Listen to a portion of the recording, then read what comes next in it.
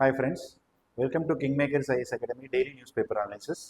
So இன்றைக்கி நம்ம Indian எக்ஸ்பிரஸில் ஹெட்லைன்ஸில் வந்து பார்த்தீங்கன்னா ரெண்டு இம்பார்ட்டன்ட் நியூஸ் வந்துருக்குது. So first one, Indian government வந்து பார்த்தீங்கன்னா சில எக்கனாமிக் டேட்டா செட்ஸை வந்து அவங்க வந்து ரியல் டைமில் வந்து மாற்ற போகிறாங்க. For example ministry of statistical program implementation. So அவங்க வந்து இப்போ ரீசெண்டாக வந்து பார்த்தோம் அப்படின்னு சொன்னால் இந்த household consumption expenditure survey ரிப்பீட்டடாக வந்து எடுத்துருக்குறாங்க. ஏன்னா நம்ம வந்து ஒரு 4 to 5 இயர்ஸாக நம்ம வந்து எடுக்கலை. அதே மாதிரி வந்து பார்த்தோம்னா கன்சியூமர் ப்ரைஸ் இன்ஃப்ளேஷனில் சர்வீஸ் செக்டாரில் சில டேட்டாஸ் வந்து தெரியறதுக்காக ஓடிடி பிளாட்ஃபார்மோட ரேட்டு, ஏர் டிக்கெட்டோட fare, Tatkal ticket, travel ticket, train டிக்கெட்டோட ஃபேரு, இந்த மாதிரி சொல்லக்கூடிய ப்ரைஸ் மெக்கானிசம்லாம் வந்து அவங்க வந்து மாற்ற போகிறாங்க. ஸோ அப்போ சிபிஐ அப்படிங்கிறது நம்ம சர்வீஸ் செக்டார் அப்படிங்கிறது இன்விசிபிளாக இருக்கும். அப்போ அது இல்லாத போது நமக்கு ரியல் டைம் அந்த சிபிஐயோட இந்த ரேட் வந்து தெரியாது. ஸோ அது இதில் வந்து நம்ம அப்டேட் பண்ண போகிறதா வந்து சொல்லியிருக்கிறாங்க. இன்னொன்று, கன்சியூமர் ப்ரைஸ் இன்ஃப்ளேஷனுக்கான அந்த நம்ம வைக்கக்கூடிய அந்த பேஸ் இயர் இதெல்லாம் வந்து பார்த்தீங்கன்னா சேஞ்ச் பண்ண போகிறதா வந்து சொல்லியிருக்காங்க. ஸோ இன்னொன்று, நம்ம எதை வச்சுலாம் இப்போ வந்து எடுத்துகிட்டு இருக்கோம் அப்படின்னு பார்த்தீங்கன்னா ஜிஎஸ்டியோட இன்வாய்ஸு, இவாகனில் பே பண்ணக்கூடிய அந்த payment transaction, UPI transaction data NPCI கிட்ட இருந்து வாங்குறது, அது மட்டும் இல்லாமல் ஜிடிபி கால்குலேஷன் இப்போ நம்ம பண்ணிட்டு இருக்கிற நேஷனல் ஸ்டாட்டிஸ்டிக்கல் ஆஃபீஸோட டேட்டா கிட்ட இருந்து அப்டேட் பண்ணுறது, அது மட்டும் இல்லாமல் MCA 21 ministry of corporate affairs இருக்கக்கூடிய database, GST network database, இதெல்லாம் வச்சு தான் இப்போ நம்ம சர்வீஸ் செக்டர் சர்வே அப்படிங்கிறது வந்து பண்ணிட்டு இருக்கிறோம். அது மட்டும் இல்லாமல் ஆனுவல் சர்வே ஆஃப் இண்டஸ்ட்ரீஸ் எப்படி எடுக்கிறோமோ அதே மாதிரி தான் annual survey of service sector enterprises பற்றி நம்ம வந்து டேட்டா வந்து கொடுத்துட்டு இருக்கிறோம். இப்போ இந்த டேட்டா எல்லாத்தையுமே அப்டேட் பண்ணுறது மட்டும் இல்லாமல் ஐஆர்சிடிசி, தென் கேஸ் ப்ரைஸஸு, தென் ஓடிடி பிளாட்ஃபார்ம் ப்ரைஸஸு, இந்த ஆன்லைன் காமர்ஸ் பிளாட்ஃபார்மோட ப்ரைஸஸ், இது எல்லாத்தையுமே இன்னைக்கு வந்து என்ன பண்ணுறோம்னா இன்டிகிரேட் பண்ணி சிபிஐயோட ரியல் வேல்யூ வந்து நம்ம வந்து ஐடென்டிஃபை பண்ண போகிறோம். அது மட்டும் இல்லாமல் இப்போ பேக் டு பேக்கில் வந்து நம்ம house hold consumption survey expenditure survey அப்படிங்கிறது நம்ம வந்து எடுத்துருக்கிறோம். ஸோ அது எல்லாமே பார்க்கும்போது என்னன்னா இந்தியா வந்து இப்போ ரீசெண்டாக வந்து நம்ம வந்து எக்கனாமிக் வைஸில் வந்து சில டேட்டா செட்ஸை ரியல் டைமில் வந்து மானிட்டர் பண்ணணும் அப்படிங்கிறது வந்து சொல்லியிருக்காங்க.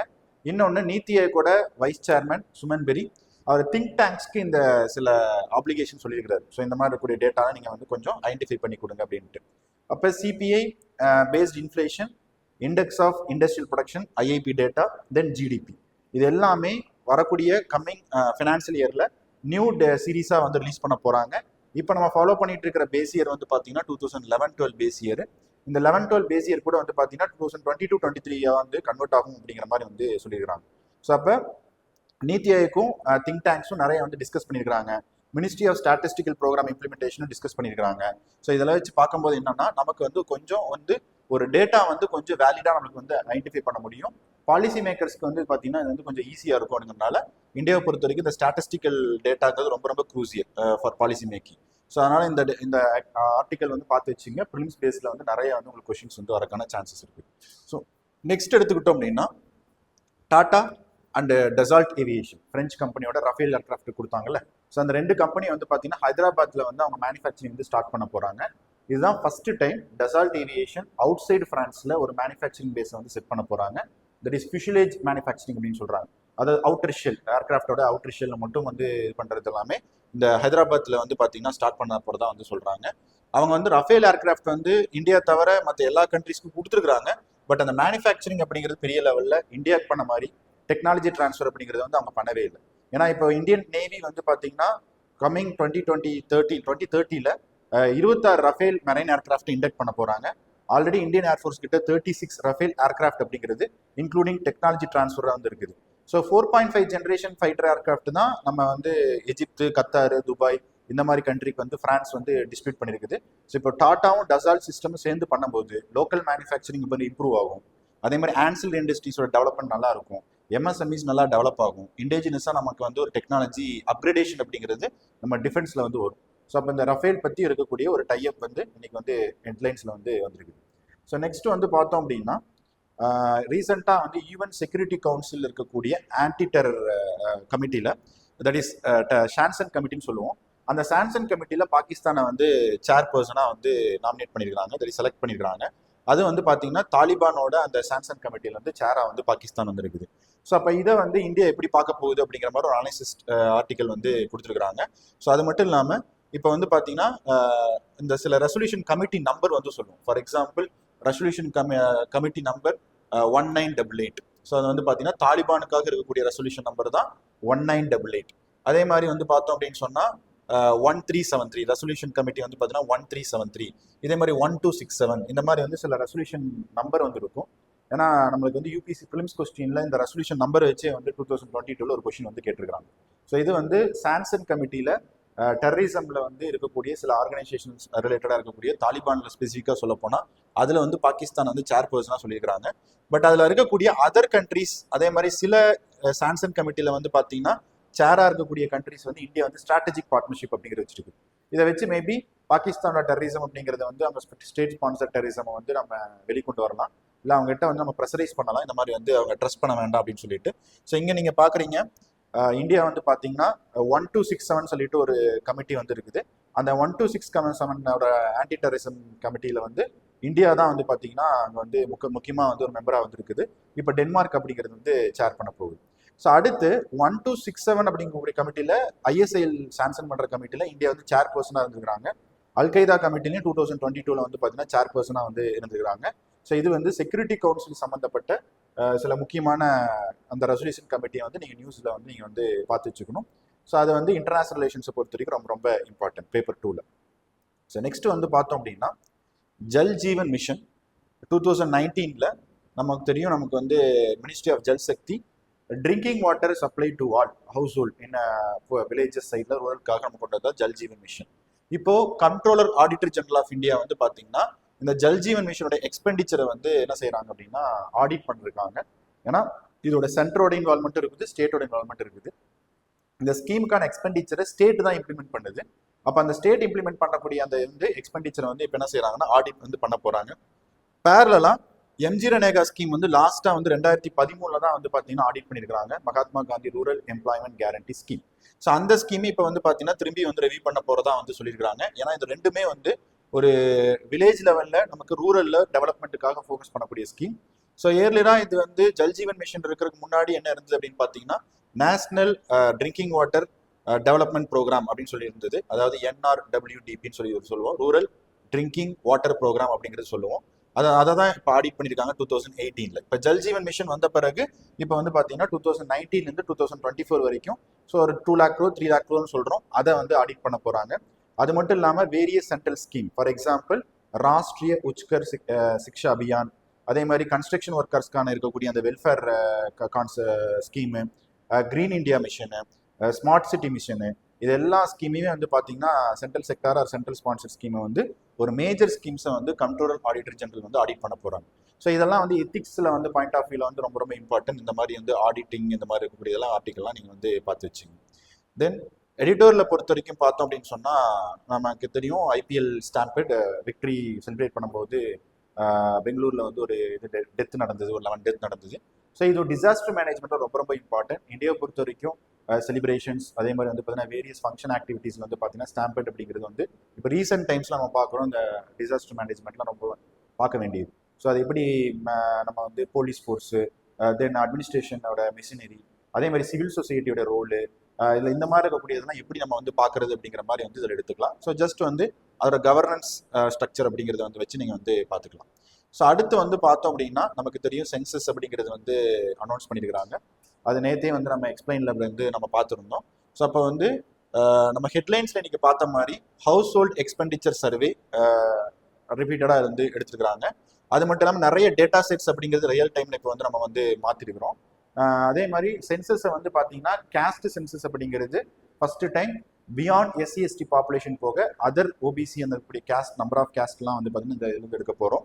அது மட்டும் இல்லாமல் இந்த சென்சஸ் டேட்டாவும் அந்த நம்ம பார்த்த சில கவர்மெண்ட்டோட டேட்டா செட்ஸும் நம்ம அப்டேட் பண்ணும்போது நமக்கு என்ன நடக்கும் அப்படின்னா பாலிசி மேக்கர்ஸ்க்கு வந்து இது வந்து எஃபிஷியன்சி இருக்கும், எஃபெக்டிவாக வந்து சில பாலிசி மேக்கிங் வந்து நம்ம பிளான் பண்ணுறதுக்கு ஈஸியாக வந்து இருக்கும். ஸோ இப்போ இந்த ஆர்டிக்கலை வந்து எடிட்டோரில் நீங்கள் வந்து paper 1 or paper 2 or paper 3 எதில் வேணால் நீங்கள் வந்து அப்ளை பண்ண முடியும். ஈவன் வந்து எத்திக்ஸ் பாயிண்ட் ஆஃப் வியூவில் கூட இந்த சென்சஸ் அப்படிங்கிறது வந்து நீங்கள் வந்து எடுத்துக்கலாம். ஸோ அப்போ இந்த ஆர்டிக்கல் வந்து ரொம்ப ரொம்ப இம்பார்ட்டன்ட். ஸோ நெக்ஸ்ட் எக்ஸ்பிளைன் எடுத்துக்கிட்டோம் அப்படின்னா பிரம்மபுத்திராவோட ஹைட்ராலஜி சம்மந்தப்பட்ட டேட்டா பற்றி வந்து கொடுத்துருக்குறாங்க. ஸோ நமக்கு வந்து இங்கே மேப்பில் பார்க்குறீங்க பிரம்மபுத்திரா ரிவரோட மெயின் பேசின் வந்து அருணாச்சல் பிரதேஷ், அசாமில் தான் வந்து இருக்குது. அது போக கொஞ்சம் சிக்கிம், கொஞ்சம் வெஸ்ட் பெங்கால், கொஞ்சம் மேகாலயா அங்கெல்லாம் வந்து இருக்குது. ஸோ அப்போ அந்த பிரம்மபுத்திரா ரிவர் அப்படின்னு சொல்லக்கூடியது நம்ம நார்த் ஈஸ்ட் இந்தியாவோட முக்கியமான ஒரு லைஃப் லைனாக வந்து இருக்குது. அது ஸ்டார்ட் ஆகிற இடம் வந்து பார்த்தீங்கன்னா நமக்கு தெரியும் அது வந்து திபெத்தில் வந்து ஆரிஜின் ஆகி ஸோ இந்தியாவுக்குள்ள என்டர் ஆகும்போது வந்து கெல்லிங் அப்படிங்கிற பிளேஸ்ல வந்து உள்ள வந்து தென் அசாம்குள்ள அருணாச்சலுக்குள்ள வரும்போது அந்த ரிவர் பேர் வந்து சியாங்னு சொல்றாங்க. தென் அசாமுக்கு வரும்போது நிறைய ட்ரிபியூட்ரிஸ் வந்து ஜாயின் ஆகும்போது அது பங்களாதேஷ்குள்ள போய் மெர்ஜ் ஆகும்போது அது ஜமுனா அப்படின்னு வந்து நம்ம சொல்றோம். ஸோ இப்போ இந்த சைனா வந்து என்ன பண்ணுதுன்னா ஒரு மெகாவாட், தட் இஸ் 60,000 மெகாவாட்டுக்கு ஒரு ப்ராஜெக்ட், ஹைட்ரோ ப்ராஜெக்ட் அப்படிங்கிறது பில்ட் பண்ணிட்டு இருக்கிறாங்க. இதனால நமக்கு ஏதாவது வந்து கான்சிக்வன்ஸ் இருக்குமா, ஒரு அது ஃப்ளட்டிங் வர்றது இல்லை ட்ரவுட் வர்றது இந்த மாதிரிலாம் இருக்குமாங்கிற மாதிரி ஒரு அனாலிசிஸ் பண்ணிடுறாங்க. ஏன்னா நமக்கு வந்து இந்த பிரம்மபுத்திரா ரிவரோட பேசின் வந்து இந்தியாவுக்குள்ள என்டர் ஆகும் போது மட்டும்தான் அந்த ரிவரோட ஃப்ளோ வந்து அதிகமாக இருக்கும். பிகாஸ் அது வந்து மான்சூன் டிபெண்ட் பண்ணி இருக்கக்கூடிய ரிவர். அங்கே கிளேசியிலேருந்து வர்றது அவ்வளோ ஃப்ளோ வந்து கிடையாது. அப்போ இந்தியாவுக்குள்ள என்டர் ஆகும் போது தான் வந்து பார்த்தீங்கன்னா அவ்வளோ ஹெவி ஃப்ளோ அப்படிங்கிறது இருக்குது. ஸோ அதனால அந்த அளவுக்கு பெரிய பிரச்சனை இருக்காது அப்படிங்கிற மாதிரி வந்து சொல்றாங்க. ஸோ இன்னொன்று, நம்மளே வந்து நம்மளோட அந்த பிரம்மபுத்திரா ரிவர் பேசினோட பொட்டன்ஷியலை பெரிய லெவலில் யூஸ் பண்ணல அப்படிங்கிறதும் ஒன்று நம்ம வந்து பார்க்கணும். ஸோ இப்போ நீங்கள் எடுத்துக்கிட்டிங்கன்னா திபெத்தில் அந்த ரிவர் ஆரிஜின் ஆகிற அந்த பிளேசஸ்ல வந்து பார்த்தீங்கன்னா 300 மில்லிமீட்டர் தான் ரெயின்ஃபால் வந்து இருக்கு. பட் ஆனால் அசாம் அருணாச்சல் பிரதேசில் என்டர் ஆகும் போது மெயின் ரிவர் பேசின்ல மோர் தென் 2000 எம்எம்க்கு வந்து பார்த்தீங்கன்னா ரெயின்ஃபால் வந்து ரிசீவ் ஆகுது. அப்போ நமக்கு வந்து இந்தியாவுக்குள்ள இருக்கக்கூடிய அந்த பேசின்ல தான் மான்சூனை டிபெண்ட் பண்ணி தான் உங்களுக்கு வந்து இந்த ரிவரோட ஃப்ளோ வந்து இருக்குது. அதனால அவங்க என்ன ப்ராஜெக்ட் கட்டினாலும் அதை பற்றி நம்மளுக்கு வந்து பெரிய இஷ்யூ இருக்காது அப்படிங்கிற மாதிரி வந்து சொல்றாங்க. ஸோ இன்னொன்று, நம்ம இந்தஸ் ரிவரும் அதில் வந்து 2 ரிவர் இருக்கு, ஒன்று சட்லஜ், இன்னொன்று இந்தஸ். இந்த ரிவர் வந்து பார்த்தீங்கன்னா திபெத்தில் தான் ஆரிஜின் ஆகுது. இங்கே ஏதாவது ஹைட்ரோ ப்ராஜெக்ட் வந்து எக்ஸிக்யூட் பண்ணுற சான்ஸ் இருக்கா அப்படிங்கிற மாதிரி பார்க்கும்போது இதுலையுமே வந்து பார்த்தீங்கன்னா நம்ம ஃபுல்லாக பொட்டன்ஷியலை நம்ம யூஸ் பண்ணவே இல்லை. நமக்கு தெரியும் இந்தஸ் வாட்டர் ட்ரீட்டில் அதை பார்த்துட்டு இருக்கிறோம். அதனால இதுவும் வந்து பெரிய பேட்டர்ன் வந்து பார்க்க தேவையில்லை. ஸோ அதனால ஹைட்ராலஜி டேட்டா பொறுத்த வரைக்கும் நமக்கு வந்து ஒரு டிரான்ஸ்பரன்சி இருந்தது அப்படின்னு சொன்னால் இன்னும் இந்தியாவுக்கு வந்து ரிவர் மேனேஜ்மெண்ட், ஹைட்ரோ ப்ராஜெக்ட்ஸ் வந்து பிளான் பண்ணுறது, ஈவன் வந்து ரிவர் இன்டர்லிங்கிங் ப்ராஜெக்ட் பற்றி கூட இங்கே பேசியிருக்கிறாங்க. சங்கோஷ், தீஸ்தா, கங்கா, பிரம்மபுத்திரா இதை வந்து இன்டர்லிங்க் பண்ணக்கூடிய பிளான் எல்லாம் வந்து இதில் வந்து சொல்லியிருக்கிறாங்க. ஸோ அதோட ஃபீசிபிலிட்டி ஸ்டடிலாம் பண்ணணும் அப்படிங்கிற மாதிரி இந்த ஆர்டிக்கல் வந்து டிஸ்கஸ் பண்ணியிருக்கிறாங்க. ஸோ இது ரொம்ப முக்கியம் என்வரான்மெண்ட் ஆஸ்பெக்ட்ல, அதே மாதிரி ஜியாகிரபி ஆஸ்பெக்ட்ல. நமக்கு ப்ரிலிம்ஸ்ல வந்து பார்த்தீங்கன்னா பிரம்மபுத்திரோட ட்ரிபியூட்டரி, நடக்கக்கூடிய நேஷனல் பார்க், டைகர் ரிசர்வ்ஸ்லாம் வந்து கேட்பாங்க. ஸோ நெக்ஸ்ட் வந்து பார்த்தோம் அப்படின்னா ஜார்க்கண்ட்ல வந்து ஆயுஷ்மான் பாரத் நமக்கு தெரியும் 2018ல் world largest public funded insurance scheme, Jan Arogya யோஜனான்னு சொல்லிட்டு நம்ம வந்து ஒரு பெரிய இன்சூரன்ஸ் ஸ்கீம் அப்படிங்கிறது கொண்டு வந்தோம். அது ரீசெண்டாக கூட வந்து பார்த்தீங்கன்னா 70 இயர்ஸ் மேலே இருக்கக்கூடிய எந்த central respective of any employee, central or state government, அவங்களுக்கு வந்து பார்த்தீங்கன்னா அந்த ஸ்கீம் வந்து நம்ம எக்ஸ்டெண்ட் பண்ணியிருக்கிறோம். ஸோ அந்த ஸ்கீம்ல வந்து ஏதோ வந்து டிஸ்கிரிபன்சி இருக்கிற மாதிரி ஜார்க்கண்ட்ல வந்து சில எம்பேனல்மெண்ட் ஹாஸ்பிட்டல்ஸ், இன்சூரன்ஸ் கம்பெனி அதில் ஏதோ இஷ்யூஸ் இருக்கிற மாதிரி வந்து ஒரு ரிப்போர்ட் வந்துருக்குது. ஸோ அதில் சில இடி ரைடெல்லாம் நடந்திருக்குது. அதை பற்றி, அந்த ஸ்கீம் பற்றி ஜார்க்கண்டில் வந்து வச்சு வந்து கேட்டிருக்கிறாங்க. ஸோ எப்பவுமே வந்து ஒரு ஸ்கீம் வந்து அது பழைய ஸ்கீமாக இருந்தால் கூட யூபிசி ப்ரிலிமினரி எக்ஸாமில் policies and programs 2 to 3 questions அப்படிங்கிறது வந்துடும். நீங்கள் ரிப்பீட்டடாக வந்து அந்த ஸ்கீம்ஸை வந்து நீங்கள் வந்து பார்த்துக்கிட்டே இருக்கணும். ஸோ நெக்ஸ்ட் வந்து பார்த்தீங்கன்னா இந்தியன் எக்ஸ்பிரஸில் வந்து நமக்கு 2 டேஸாக நம்ம வந்து பார்த்துட்டு இருக்கிறோம் டைகர் ரிசர்வ்ஸ்ல இருக்கக்கூடிய அங்குலேட்ஸோட பாப்புலேஷன், அதாவது ஹேபிடேட் டிஸ்ட்ரக்ஷன்னாலையும் ஹேபிடேட் ஃப்ராக்மெண்டேஷன்னாலையும் அங்கே இருக்கக்கூடிய அந்த ஹெர்பிவாரஸோட பாப்புலேஷன் வந்து குறையுது. ஸோ அதை வந்து ஃபுட்டை டிபெண்ட் பண்ணி இருக்கிறனால, அது இல்லாதனால வந்து ரெடியூஸ் ஆகுது அப்படிங்கிற மாதிரி பார்த்துருந்தோம். ஸோ அதை பற்றி தான் சொல்லியிருக்கிறாங்க. வைல்ட் லைஃப் இன்ஸ்டியூட் ஆஃப் இந்தியாவும் நேஷனல் டைகர் கன்சர்வேஷன் அத்தாரிட்டியும் சேர்ந்து எடுத்த சர்வேல ஈஸ்டர்ன் இந்தியாவில் இருக்கக்கூடிய டைகரோட பாப்புலேஷன் ரொம்ப கம்மியாக இருக்குது. பட் அதர் சைடில் வந்து பார்க்கும்போது கொஞ்சம் பெட்டராக இருக்குது. ஏன்னா ஹேபிடேட் டிஸ்ட்ரக்ஷன் நடக்கல, ஹேபிட்டோட ஃப்ராக்மெண்டேஷன் நடக்கல.